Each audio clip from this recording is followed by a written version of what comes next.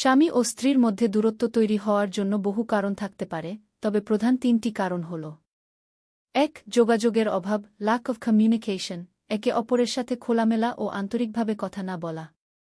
মনের কথা, চাহিদা, মানসিক চাপ বা হতাশা প্রকাশ না করে নিজের মধ্যে গুটিয়ে রাখা।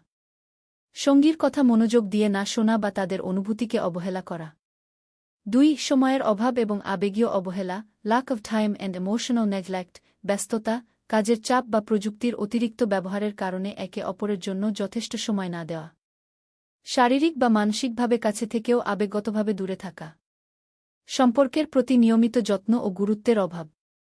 ৩. অবিশ্বাস, সন্দেহ ও দোষারোপের প্রবণতা, distrust, suspicion and blaming tendency, ছোটখাটো বা অহেতুক কারণে সঙ্গীকে সন্দেহ করা বা অপবাদ দেওয়া। সবসময় সঙ্গীর ভুল ধরার অভ্যাস এবং ছোট বিষয়েও খারাপ ব্যবহার করা। সম্পর্কের প্রতি অবিশ্বাস সৃষ্টি হওয়া। এই কারণগুলি ধীরে ধীরে স্বামী-স্ত্রীর সম্পর্কের বন্ধন আলগা করে দেয় এবং মানসিক দূরত্ব বাড়াতে থাকে।